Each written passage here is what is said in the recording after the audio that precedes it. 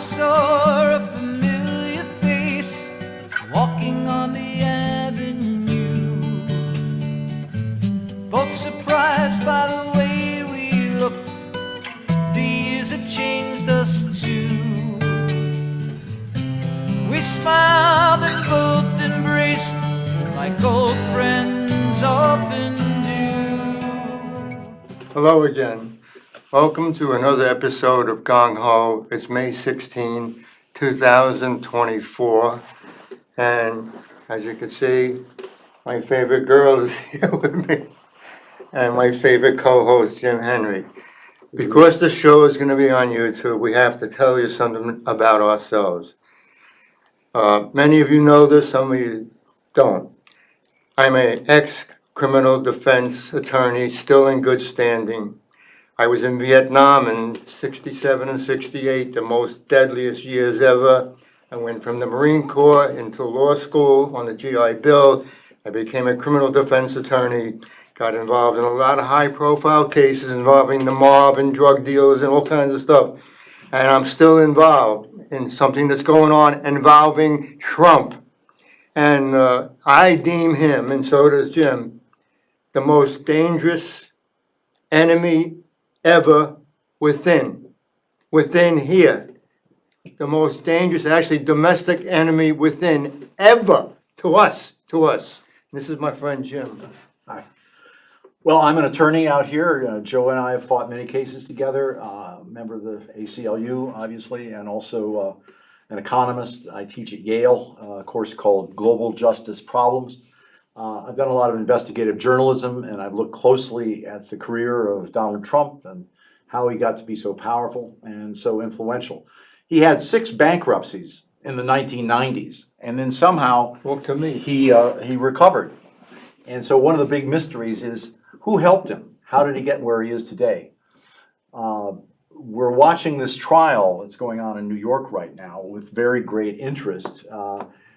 Because I think what it shows is, based on our knowledge, that the strategy of trying to remove him from the election by all of these prosecutions, this is the 4th, is failing. And he's ahead in the polls in the 6 battleground states. He's up by an average of about 4 to 6 points in the key states like Michigan and Pennsylvania and Wisconsin. That are absolutely essential if Biden were going to be elected.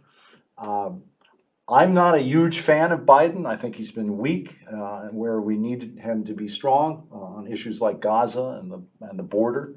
But we know that if you just take a look at a project called Project 25 on the web, which is the outline of the Trump program for civil liberties in this country if Trump is elected in November, it's devastating. We're going to essentially have suspension of civil liberties in this country, martial law, and he's going to go after all of the enemies in sight, as well as many of my friends in journalism. So, we have to swallow hard this time around, and we have to support President Biden in this election. I think that's tough for some of us to do, but it's kind of where we are. We want to look closely at what's going on with this trial today, because one of the things that strikes us is that of all of the crimes that Trump might have been charged with, financial crimes, money laundering, fraud, over his long career, they've ended up charging him with Paying off a porn star and fixing books, and it's a very weak charge, basically. So, Joe, you can explain more about that. We have to back up. Just this morning, Trump's defense lawyer was examining Michael Cohen, and he wanted to know, Michael Cohen realized the special counsel had cooperating witnesses working with special counsel against Cohen to get the search warrants of Cohen's home and apartments. And Michael said, yes, I know now. Now, the lawyer didn't go any further than that. But me and Jim know, beyond any doubt, that the FBI, for over 2 decades, has been working with a guy by the name of Felix Sater. I know of him since 2000 because he was an informer in a really big mob case, actually two mobs, the Russian Mafia and the Italian Mafia. I know he was flipped by Andrew Weissman, who's on TV all the time. On December 10th, 1998, I have the cooperation agreement that Andrew Weissman signed off. Anyhow, guy's been around a long time. The last time that Marlon Weissman used him was against Michael Cohen in 2018. But no one's going to go there. Because why? Felix Sater, after he took a plea in 1998 to racketeering conspiracy, wound up at Trump Tower in 2000 while the case that he took a plea on was still pending. He went over there and he joined a business called Bayrock. And that business, Bayrock, who he took over, and the Trump organization laundered hundreds of millions of dollars over the years. Now, that's bad for us because that was Russian money, that was Kazakhstan money. It was, you could say it might have been a counter-espionage operation against us because it was a beachhead for foreign money that was stolen. All right. So what's going on here? I've said it all along. The feds never wanted Trump, and that's evident. And they're flubbing everything. Why? Because the feds had in Trump Tower Felix Sater for maybe a dozen years, pretending he was a legitimate businessman and he was a convicted crook. And they had him there. And they let him commit crimes with Trump, money laundering. But only Felix, go ahead. Well, I don't want to interrupt you, but just come to the conclusion. Come to the conclusion, this happened and everybody was in on it. The FBI, Department of Justice, federal judges, our presidents, they all found out about this. Democrats and Republicans. It's the biggest scandal ever, and it hurts us. And it made Trump almost invincible until this point. But it's only going to work to his benefit if they don't bring him down and tell the truth about what they did.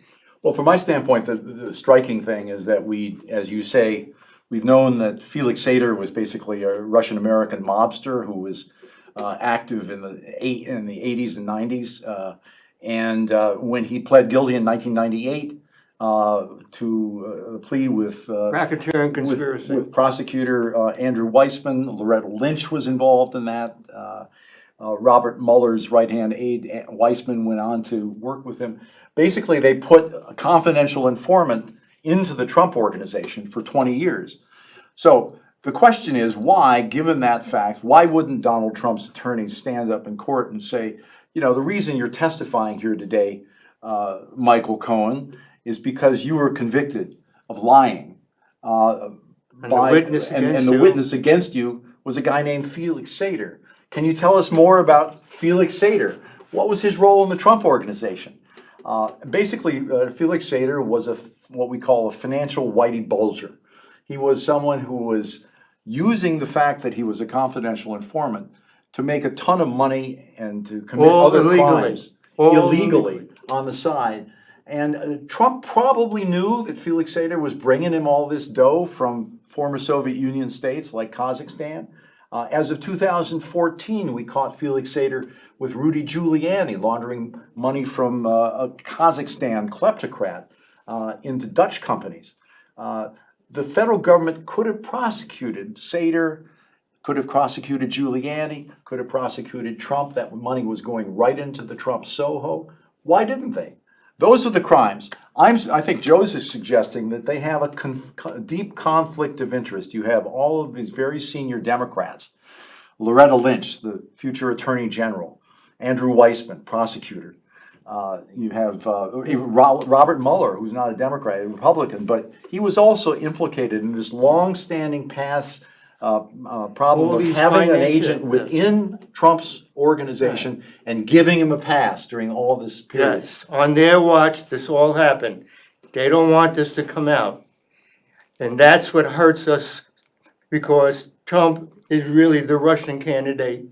And no one's stepping forward that knows this, like Deep Throat said, well, how do you know this?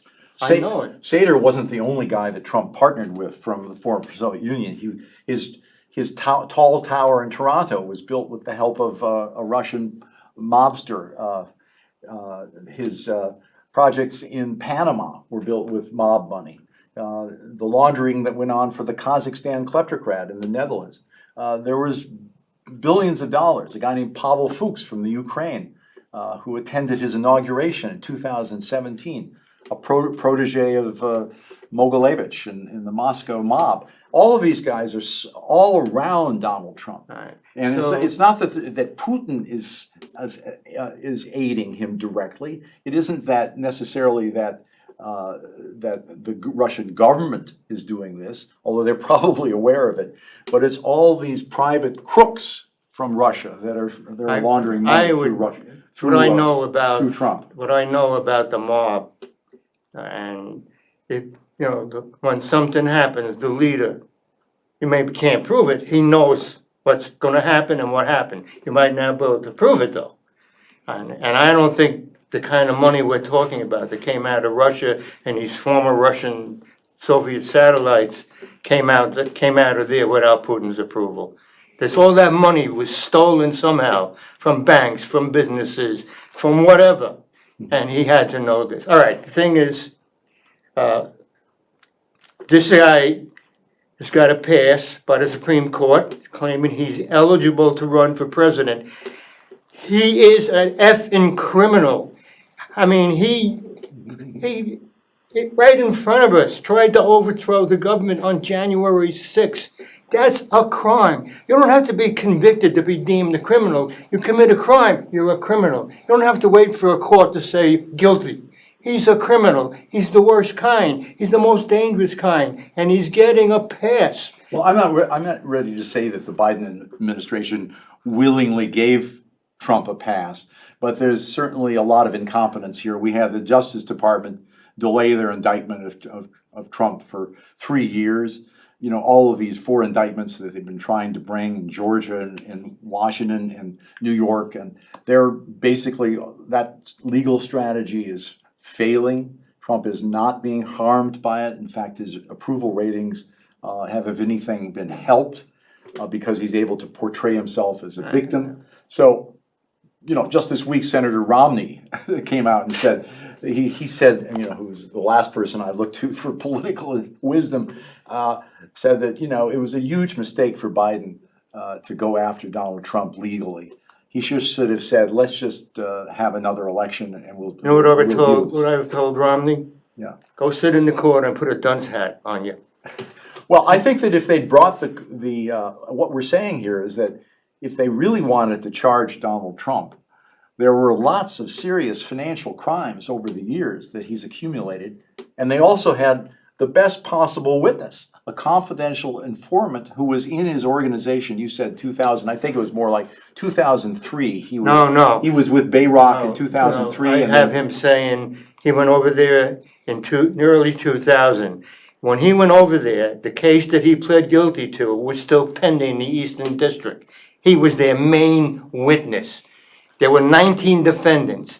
They were serious mafioso and serious and his Russian father also mafioso. got I a sweetheart represented deal. one of the third defendant in the case. It was a serious big case. It disappeared. And Felix Sater was never called to the witness stand. You know why he couldn't be? Because after he took the plea, he went over to Trump Tower in 2000 and he started committing more crimes. So now we have a person that is a convicted felon 2 times over, and he's committing financial crimes with the Trump organization under the government's watch. Well, he got They off. can't put him on a stand. They relieved him of, I mean, ultimately, when he was finally penalized in 2009, he went before Judge Glasser in the He Eastern wasn't District. penalized. He was given a $25,000 fine, no jail time, and a relief of his $70 million Victims Restitution Act bill at that point. So Felix Sater just basically walked from everything he'd done with the Copeland trial. We, by fighting, there were other people involved, finally got the sentencing minutes. He was sentenced in 2009, October 2009, in front of Judge Glasser. I think Andrew Weissman was still around. They completely violated the law. They completely ignored the Mandatory Victim Restitution Act. They just disregarded it. And they didn't even bother to notify the victims. They all violated a law that was passed by Congress. And his attorney was Caldwell, And his who had been attorney, one of the yeah. prosecutors. His attorney, who all of a sudden, out of nowhere, makes her first appearance on the case, is Leslie Caldwell, a person who has been high up in the Attorney General's office, that all of a sudden appears in court for him. It is a joke. And the judge gave him a $25,000 fine. It was all illegal. He kept all the money he stole. Right. Well, so then he goes on after that to be working with Giuliani in laundering Trump money again. into the Trump Tower. Tens of millions of dollars. So this is the bottom line is Donald Trump probably has committed financial crimes on a large scale, but the crimes that he's been accused of here have almost nothing to do with that. What they have to do with is concealing the fact that there was a confidential informant in his organization for 15 years who knew all about this stuff and had been put there by the Democrats. So who created Donald Trump? Who created the refinancing of Donald Trump?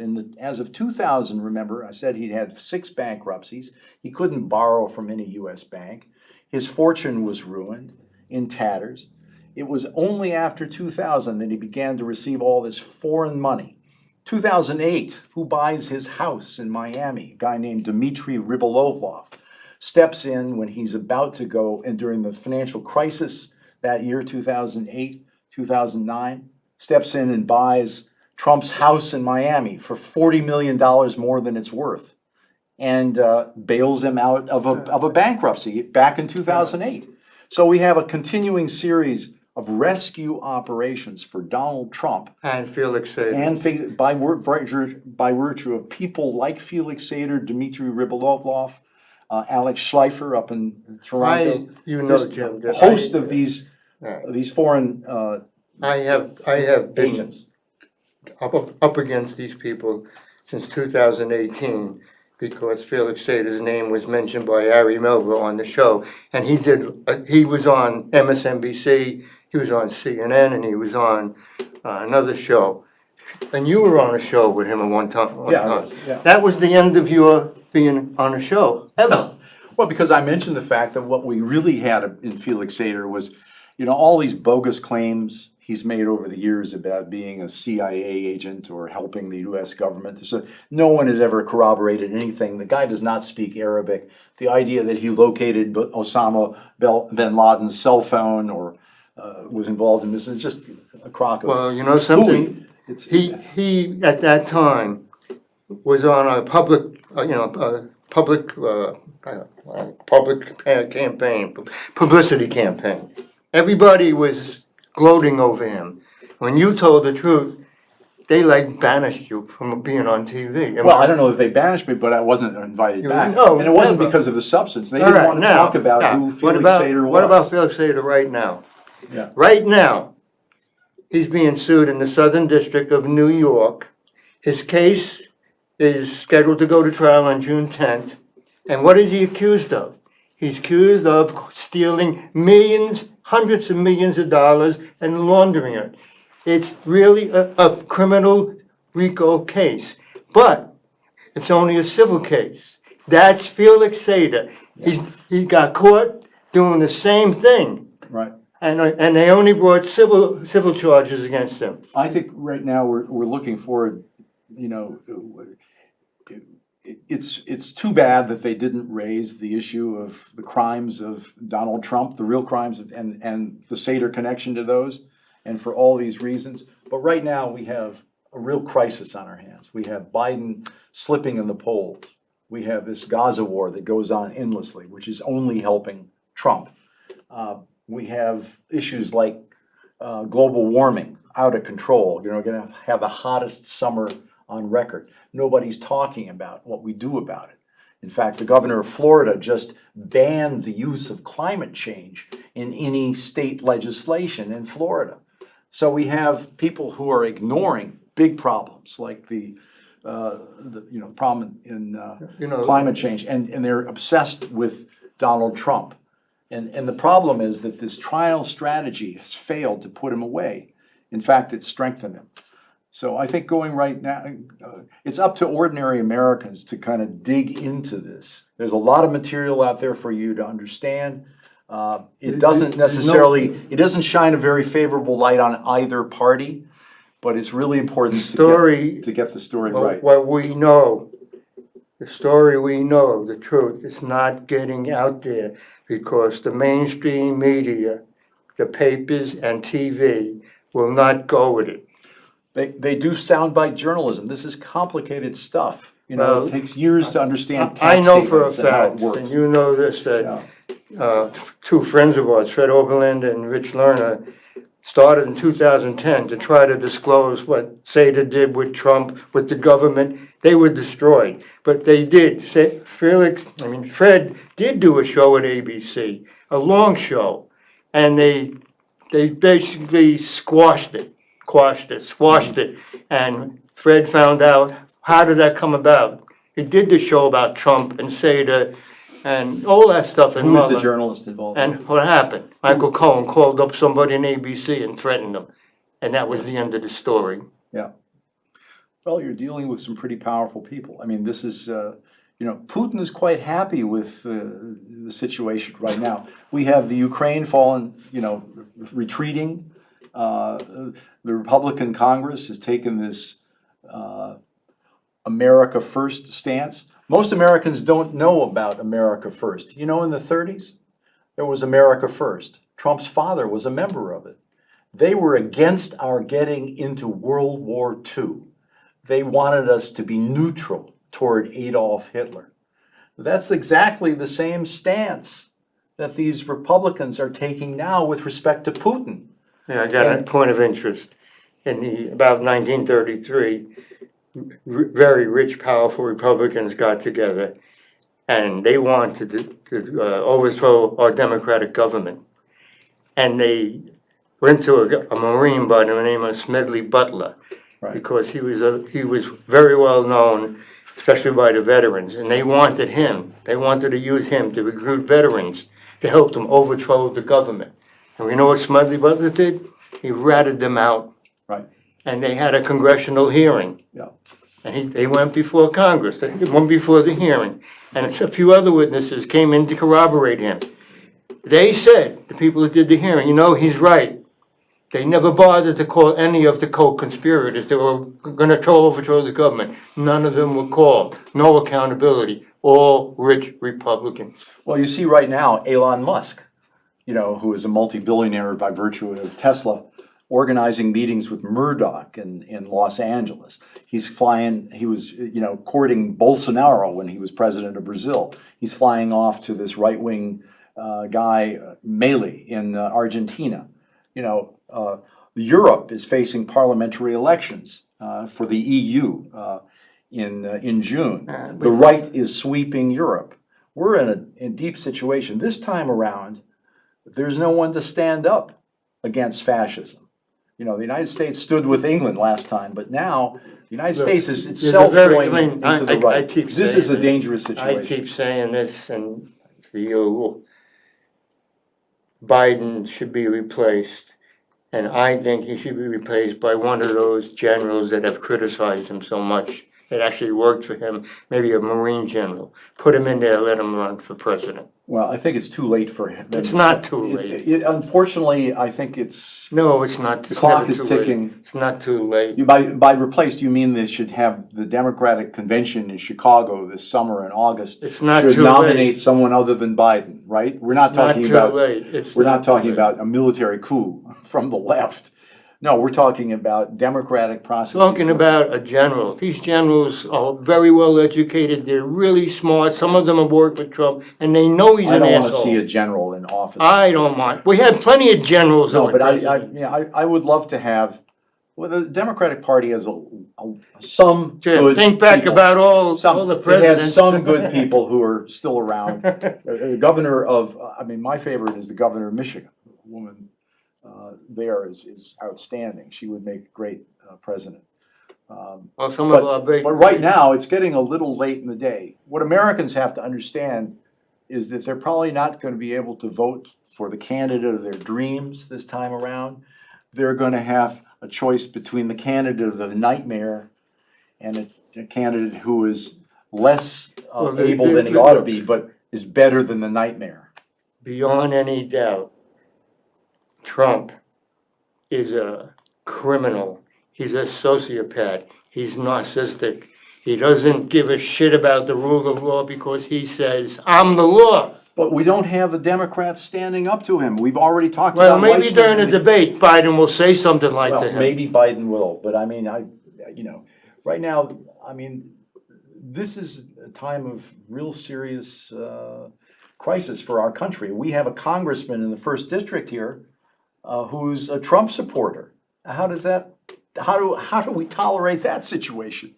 I mean, I'm, as you know, an independent. I don't support the Democratic Party, obviously. I've been very critical of it. We only have about, We need to conclude here, but we're coming to a conclusion. I think we're gonna have to pick this up.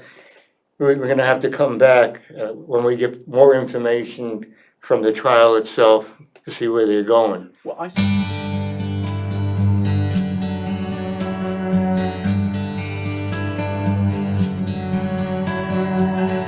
I saw a familiar face walking on the avenue. Both surprised by the way we looked. The years have changed us too. We smiled and both embraced like old friends often